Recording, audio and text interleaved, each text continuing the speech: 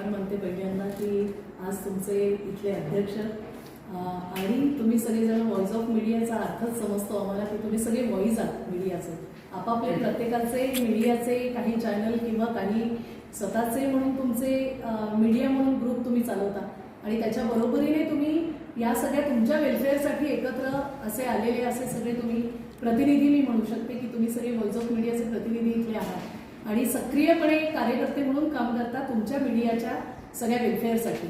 मला खूप आनंद होतोय की एक वेलफेअरचा विषय तुम्ही तुमच्या हातात घेतलाय आणि खरं सोपं नाही आहे. पत्रकारांचं काम सगळ्यात जास्त कठीण आहे तसं म्हटलं तर, कारण जो एक्झॅक्टली घटना एखादी घडली की त्याचं सगळ्याचं पूर्ण समीक्षा करणं, समजून घेणं आणि ती समाजापर्यंत पोहोचवण्यासाठी सोप्यातला सोपा शब्दात ती त्याची मांडणी करून पोहोचवणं वेगवेगळ्या माध्यमातून, ते लेखी स्वरूपात असेल, ओरली असेल, हा वेगवेगळा प्रकार जरी असला तरी तुम्ही हे मोठं प्रभावी काम करताय. खरं तर समाजातला हा सगळा समाजाचा आरसा म्हणतात खरं तर, की तुम्ही सगळेजण एखादा विषय बोलता तेव्हा ते प्रातिनिधिक स्वरूपात जरी असला तरी तो विषय समजण्यासाठी सोपा जातो समाजातल्या सगळ्यांनाच, आमच्या सगळ्यांना. आता मी खरं तर माझी जागा तिथे आहे तुमच्या सगळ्या ह्याच्यात, मी तुमचं स्थान घेणं इथे, कारण हा व्हॉइस ऑफ मीडियाचा आणि तसं सारिकाताई इथे तुमच्यावर येऊन बोलते, ती अध्यक्ष म्हणून तुमच्याशी बोलते.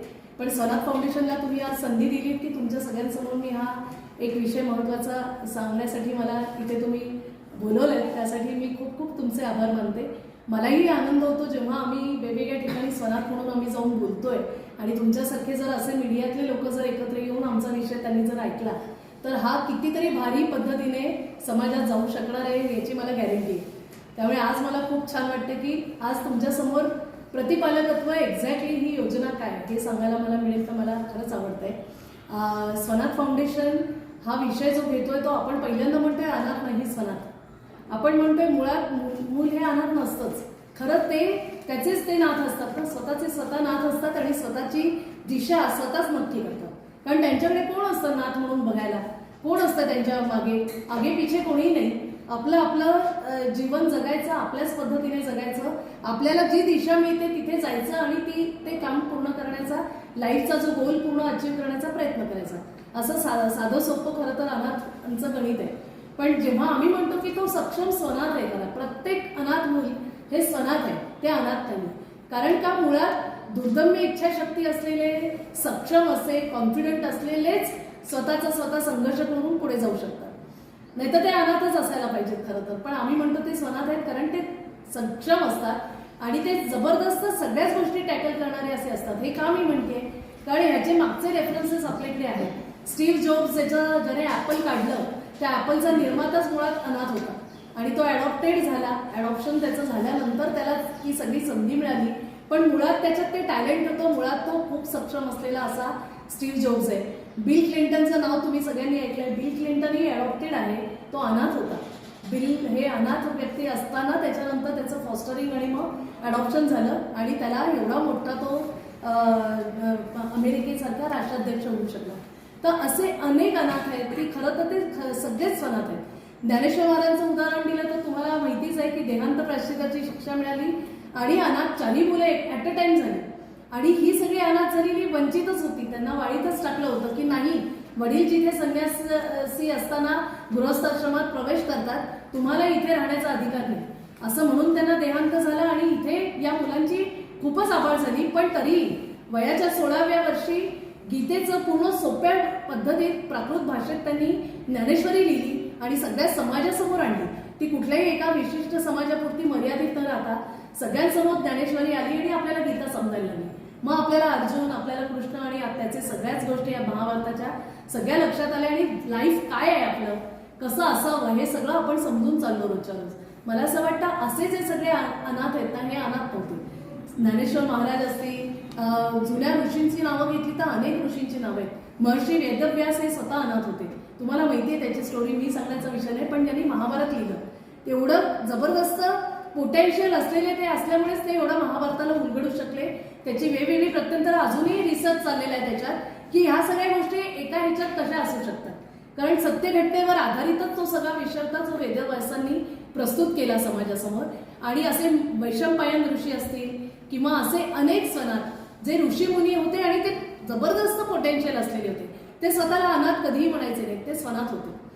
आणि म्हणूनच आम्ही ह्याचा आग्रह धरतो की अनाथ नाही सनाथ. आता विषयाचं मी तुम्हाला सांगते की एक भगवान श्रीकृष्ण आपल्याला एक चांगला विषय देऊन गेला, जे आता आम्ही सुधीर अण्णा ज्यांनी एवढा मोठा विषय इथे केलाय आणि सगळ्या अर्थाने त्यांनी त्यांच्या संस्थेच्या माध्यमातून मराठी शाळा जिवंत केल्या, सगळ्या मुलांना शिक्षणाची संधी उपलब्ध करून दिली की जिथे आत्महत्याग्रस्त हा सगळा दुष्काळी भाग असून सुद्धा इथे एवढ्या मोठ्या प्रमाणात शिक्षणामुळे काय काय बदल होतो तो सगळा तुम्ही इथे सगळेजण अनुभवत आहात, तुम्ही त्याचे एक पार्ट आहात. पण मला असं वाटतं की हा सगळा विषय समजून घेणं समाजातला, भगवान श्रीकृष्ण हा असा होता ज्याने या सगळ्या विषयाची एक तोंडओळख आपल्याला तो करून दिला. तो फॉस्टर चाइल्ड होता, तो काही देवकी आणि वसुदेवचा पुत्र होता खरा, पण तो राहिला यशोदानंदाकडे. तो मला असं वाटतं जाता जाता संदेश देऊन गेलाय की जेव्हा अनाथ मुलं माझ्यासारखे कोणीतरी कैदेतले आई वडील असणारी माझ्यासारखी मुलं असतील तर त्यांचा सांभाळ कुठे व्हायला पाहिजे, त्यांचा सांभाळ संस्थेत व्हायला नको, त्यांचा सांभाळ कुटुंबात व्हायला पाहिजे. कारण मी यशोदानंदाकडे राहिलो म्हणून मला सगळ्या गोष्टी मिळाल्या, मी संस्कारक्षम झालो, माझं संगोपन चांगलं झालं आणि म्हणूनच मी खरं तर जगद्गुरू बनण्याच्या कॅपॅसिटीचा बनलो. असं मला असं वाटतं भगवान श्रीकृष्ण आपले हेच मेसेज देऊन गेलेले आहेत. आणि जसं कुठल्याही संस्थेत राहणं ही सोपी गोष्ट मुलांसाठी नाही. तुम्ही अनेक संस्था परिचित आहात संस्थांशी, मला माहिती आहे तुमच्याकडे अनेक विषय आहेत, असे डिस्कस करायला बसलो तर दिवसही पूर्ण नाही आपल्याला. इतके भयंकर समस्या संस्थांमध्ये आहेत, तरीही मुलं तिथे आहेत, तरीही त्यांना बाहेर जाण्याचे दोर त्यांचे कापले गेलेले. का कापले गेलेले? कायदा त्यांच्या संबंधातला असताना जुवेनाईल जस्टिस ऍक्ट 2015 आणि त्याच्यानंतरच्या वेगवेगळ्या अमेंडमेंट्स ज्या झालेल्या आहेत, ज्या मुलांच्या हिताकरता विचार त्याच्यात झालेला आहे. उद्देशच सगळ्या पूर्ण जुवेनाईल जस्टिस ऍक्ट बद्दल बोलायचं झालं तर हा मुलांचा कायदा हा मुलांच्या सर्वोत्तम हितासाठी बनलेला आहे. मुलांचा सर्वोत्तम हित काय संस्थेत राहण्याचा असू शकेल का, की कुटुंबात राहण्याचा असू शकेल?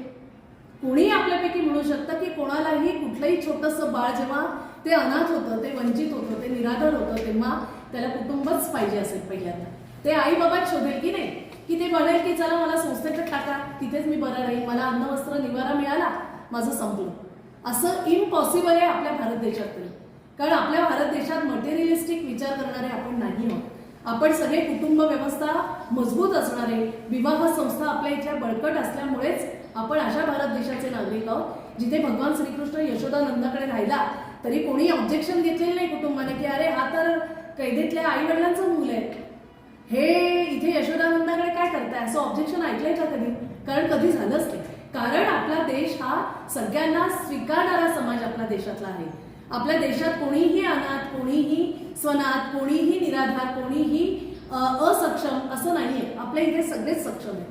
सगळं पालकत्वही आपल्या इथलं इतकं कमालीचं आहे की जिथे यशोदानंदासारखा जर त्यांना पालक मिळाले नसते तर काय झालं असतं कृष्णाचं? असाही प्रश्न जर मनात आला तर तुम्हाला उत्तर किती कठीण आहे शोधणं आजच्या घडीला. कारण इथे संस्थांचे विषय चालतात, इथे संस्थांना मोठं करण्यासाठीचे विषय चालतात, तिथे कुटुंबाधारित सेवांना स्थान मिळालंच पाहिजे असा आम्ही आग्रह धरून आम्ही देशभरात हे अभियान चालवतोय. जिथे आम्ही सांगतो की एक अडॉप्शन फक्त विषय नाही, कारण अडॉप्शनचे इतक्या अनेक जटिल गोष्टी आहेत की तिथे पालकत्व फसतंय आपलं. तिथे पालक येतात, रजिस्ट्रेशन करतात, पण त्यांना मूल मिळत नाही. कारण मुलांचं रजिस्ट्रेशनच कमी होत चाललं आपल्या देशात. आधी ते सहज अवेलेबल असायचं कारण संस्थांची मनमानी चालायची आणि मुलांना अजूनही आपल्या देशात विकलं जातं, अजूनही मुलांवर ट्रॅफिकिंग होतं, अजूनही मुलांना चाइल्ड लेबर म्हणून वापरलं जातं. मुलांचा सगळ्यात जास्त सेल हा आपल्या देशात होतो. आणि अजून एक गोष्ट सांगते की आपलं हे तिसरं भारत देश असा तिसरा देश आहे जगात पूर्ण जगात मी सांगते तिसऱ्या क्रमांकावर आपलं नाव लागतं जिथे सगळ्यात जास्त मुलं ही बालगृहात जातात.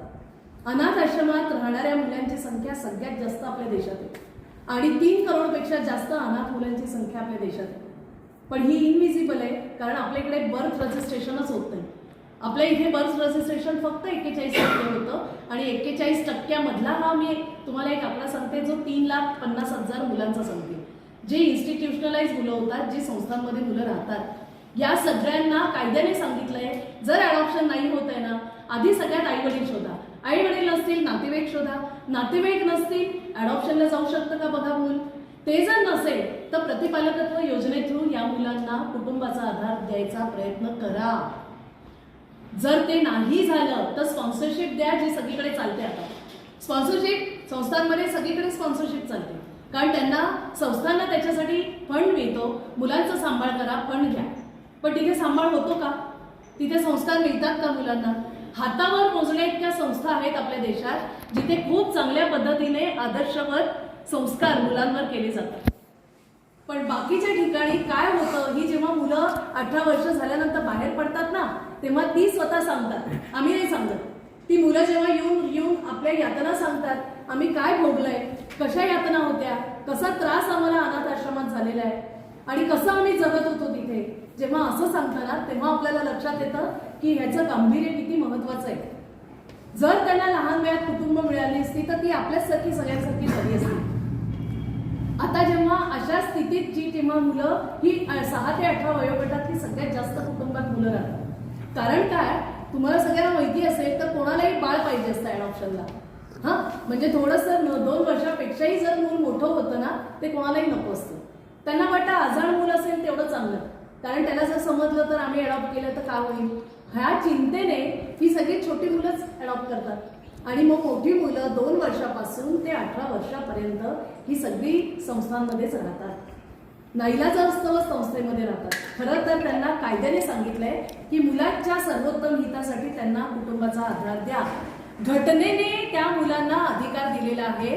त्यांचं बालपण हे सुरक्षित, सुखी आणि समृद्ध होण्याचा अधिकार आपल्या घटनेने दिलेला आहे. डॉक्टर बाबासाहेब आंबेडकरांनी हा विषय इंट्रोड्यूस केला आणि सगळ्यांचा विचार त्यांनी केला. आणि जिथे मूलभूत अधिकारामध्ये प्रत्येक मुलाला कुटुंब मिळावं हाही अधिकाराचा विषय सांगितलाय, पण तो होतो का फुलफिल आपल्या देशात? तर नाही.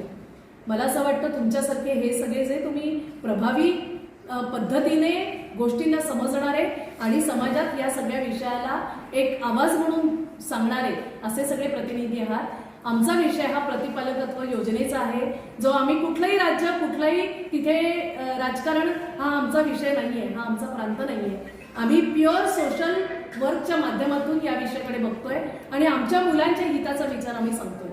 कुठलंही राज्य असू दे, कुठलीही पार्टीचं तिथे सरकार असू दे, आम्हाला घेणं देणं नाही. आम्ही प्रत्येक ठिकाणी जातो. आम्ही देशभरात सगळ्या जवळपास राज्यांमध्ये जाण्याचा प्रयत्न 17 राज्यांमध्ये आम्ही जाऊन आलो. कुठे काँग्रेस, कुठे बीजेपी, कुठे अजून कुठली सरकार होती, पण आम्ही आमचा विषय तिथे लावून धरतो आणि सांगतो की आमच्या विषयाला तुम्ही महत्त्व द्या. कारण ह्या मुलांना कुटुंब जर मिळालं तर आपलं भवितव्य देशाचं आहे ना, ते खूप चांगलं जबरदस्त होईल. नाहीतर मग ही सगळी मुलं ही क्रिमिनलायझेशनमध्ये जातील. प्रॉस्टिट्यूटमध्ये सगळ्यात जास्त मुली आपल्या चालल्या. मोठ्या मोठ्या वयातल्या माणसांची त्यांची लग्न कोणाचीच होत नाही, अशांशी लग्न लावली जातात त्या मुलींची. आणि 16-18 वर्षाच्या मुली आणि ते 40-45 वर्षाचे, तुम्ही विचार करू शकता का, कल्पना करू शकता का तिथे काय होत असेल तिच्याबरोबर? आता ती मुलगी येऊन आमच्याकडे सांगते की आम्हाला जेव्हा तुमचा आधार आता मिळालाय ना, आम्ही स्वनाथ म्हणायला लागलोय स्वतःला. आणि एक वेगळाच कॉन्फिडन्स आमच्यामध्ये आलाय की आम्ही कोणीतरी आमच्या बरोबर आहे, आमच्या बरोबर कोणीतरी, आमचे परिवार आमच्या बरोबर आहे. आता आम्ही एकट्या नाही राहिलो, आता आम्ही व्यवस्थितपणे आमचा अनाथ आम्ही नाही आहोत, आम्ही स्वनाथ आहोत. हे आम्ही आमच्या परिवारात पण सांगू शकतो. तिथे तो होणारा जाच, तिथे होणारा डोमेस्टिक व्हायलन्स हा त्या मुलीबरोबर होण्याला आता अडचणी आहे. कारण का, तर ती सक्षमपणे आता सांगते की माझ्या पाठीमागे एक परिवार आहे, जो कुटुंब म्हणून माझ्या मागे आहे. त्यामुळे मलाही जगण्याचा तसाच अधिकार आहे जसा कुठल्या तरी एखाद्या नॉर्मल माणसाला. मला असं वाटतं की हा सगळ्यात महत्वाचा आहे. जिथे प्रिव्हेन्शनवर काम करायला पाहिजे तिथे प्रतिपालकत्व योजनेचा आधार आपण घेतला पाहिजे. तिथे या सगळ्या डोमेस्टिक व्हायलन्स, या सगळ्या प्रॉस्टिट्यूट आणि हे सगळं जे ट्रॅफिकिंग आहे ना मुलांचं, मानवी तस्करी सगळ्यात जास्त आहे आपल्या देशात. तुम्हाला जास्त आकडा माझ्यापेक्षा माहिती आहे.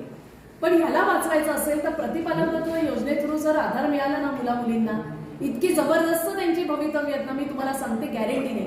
आणि तुम्हीही मला वाटतं माझ्या बरोबर होणार, कारण तुम्ही सगळे अनुभवी असलेले असे मीडियाचे प्रतिनिधी आहात. त्यामुळे आपण मिळून जर हा विषय हँडल करायचा ठरवला, आणि मी सारिकाताईंना, गगन भैयांना पण मी रिक्वेस्ट हीच केलेली आहे की व्हॉइस ऑफ मीडियाच्या माध्यमातून देशभरात जर आपल्याला जर स्वनाथ फाउंडेशन म्हणून कोलॅबरेटिव्हली आपल्याला एकत्रितपणे जर काही हे अभियान चालवावं लागलं आणि मीडिया थ्रू हा सगळा विषय आपण जोरदार हातात घेतला, तर हे एक मोठं अभियान आपण उभं करू. आणि प्रत्येक मुलाला इथे कुटुंब मिळाल्याशिवाय राहणार नाही. आणि आपल्या देशात अनाथांचा देश नाही, तो स्वनाथांचा देश नाही. कारण एवढं पोटेन्शियल आपल्या कुटुंब व्यवस्थेत आहे. आपल्या इथे कोणी माझा परका असा विषय नाही. आपल्या घरात किती मोठी मोठी म्हणजे आत्तेमामे भावंड राहून गेलेली किती घरं सांगू मी तुम्हाला, तुमच्याही घरी राहिली असतील, तुम्हीही कोणाच्या घरी तरी राहिला असाल, की जिथे शहरात मला शिकायला जायचं म्हणून मी माझ्या आत्याकडे राहतो, मावशीकडे राहतो, आणि किती छान वातावरण होतं. तिथे तुझा भाव होता का? तिथे कधी आपल्याला परकं मानलं का? कारण नातेवाईक म्हणले की ते आपले, आपण रक्ताची नाती नसली तरी आपले म्हणणारे आपण सगळेजण आहोत. इथे मीडियामध्ये काय कोण कोणाचं आहे, पण तुम्ही सगळे एक व्हॉइस म्हणून एकत्र आलाय आणि एका विषयासाठी, तुमच्या वेलफेअरसाठी तुम्ही सगळे लढताय आणि इतर तुमच्यासारखे बांधव आहेत त्यांच्यासाठी तुम्ही लढता.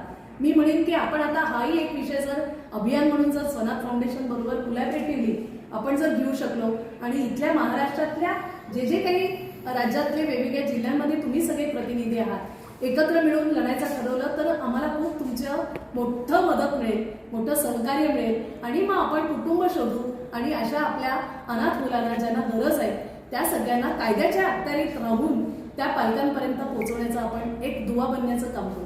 मला असं वाटतं मी पुरेसं काही ऑफिसर्सला समजत नाही. मग आमच्या फाउंडेशनने असा निर्णय घेतला की आम्ही याचा प्रचार प्रसार करणार. तर प्रचार प्रसार करण्यासाठी यावर्षी आम्ही सुरुवात केली आहे तर धाराशिवला. मग मी स्वतः मॅडमला रिक्वेस्ट केली की आपण धाराशिवला चाललो आहे आणि माझे सगळे भाऊबंधू आहेत व्हॉइस ऑफ मीडियाचे, तर तुम्ही एकदा हा विषय मांडून बघा. कारण की इथे पण जास्त प्रमाणामध्ये मुलं अनाथ होतात आणि त्यांचे आई वडील गमवतात. आपण त्यांना एखादा आधार देऊ शकतो का? ही मुलं आपल्यासोबत जोडू शकतात का? तर मॅडम आता पूर्ण ते सांगतील. तर तुमचे काही प्रश्न असेल तर तुम्ही मॅडमला विचारा आणि आपण यांना कसा सपोर्ट करू शकतो तर ह्याचा पण तुम्हाला जसं वाटतं तुमच्या पद्धतीने तुम्ही हे करा. हा विषय व्हॉइस ऑफ मीडियाचा विषय वेगवेगळे आहे तर ह्याला क्लब करू नका. तर मी आता श्रेया मॅडमला रिक्वेस्ट करते की त्या तुम्हाला स्वनाथबद्दल सांगतील. त्या ट्रस्ट